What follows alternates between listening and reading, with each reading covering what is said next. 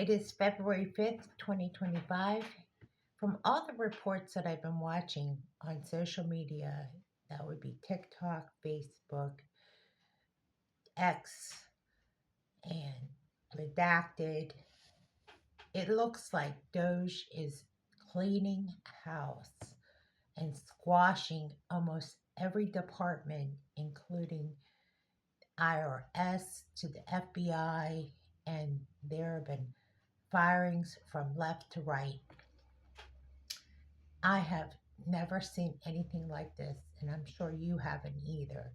So, this comes to a great divide in the Democrats and many opposition as I've been watching this unfold. I didn't report anything because I was reluctant, because it was always my intention to wait and see what was going to unfold, but this is too big of a story to not report on just independently.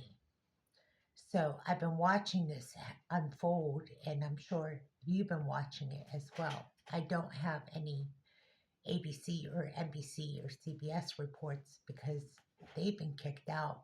According to the report that I've been watching on OANN, they have been the only, and including Breitbart, allowed in the Situation Room with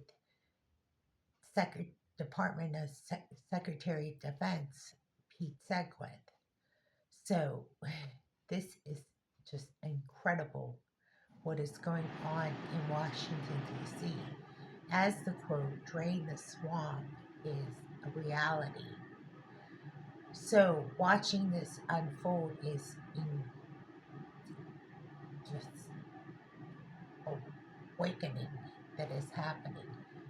Firings from top brass to low level employees in Washington, D.C.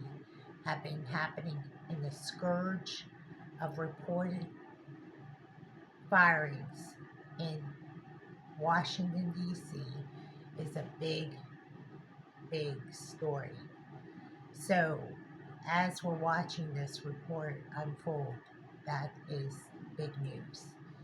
Now, as I segue into the next report, I watched the backstory on Benjamin Netanyahu, that prime minister from Israel, as he got the grand entrance into the White House.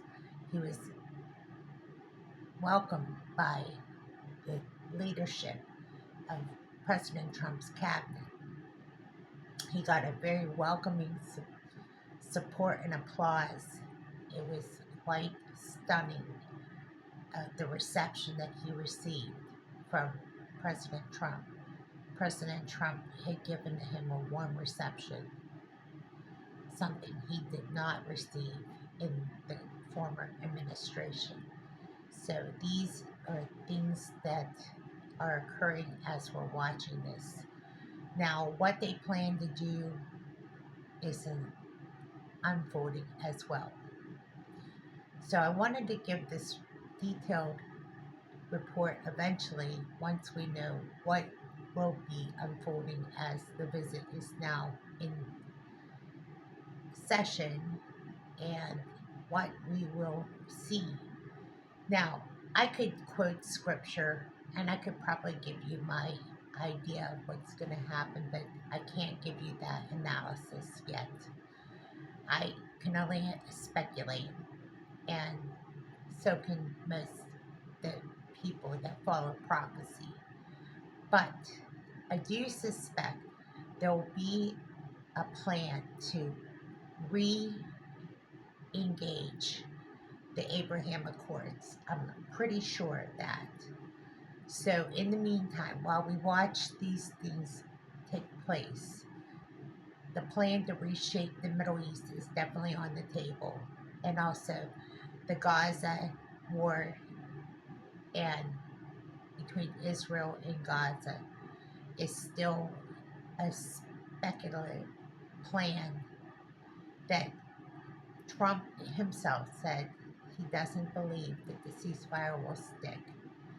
He just doesn't have a very, I don't know if it's a good feeling, more or less, or he just doesn't see it as a permanent solution.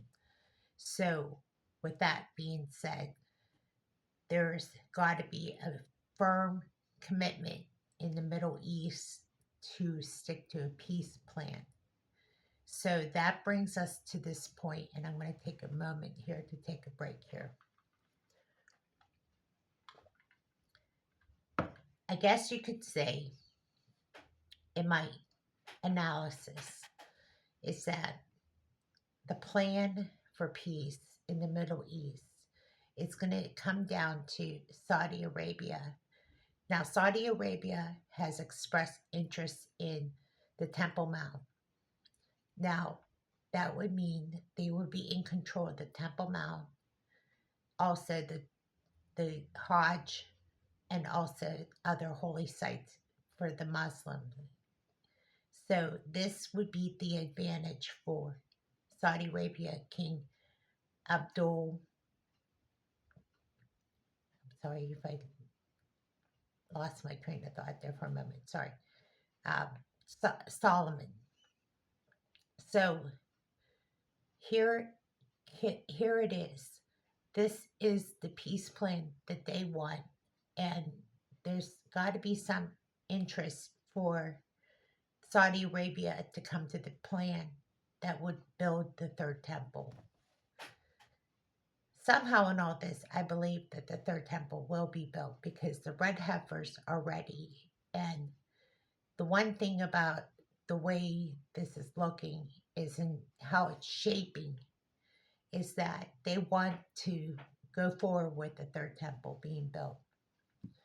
So I don't think there's going to be any haste. I think the way things are moving with the Trump administration's excessive plans here in the United States, I don't see it slowing down at all. I think that there's going to be an aggressive move to move the Abraham Accords quickly because this foreign policy that Trump is going to announce at some point after this meeting or whatever that will look like in the future will be aggressive.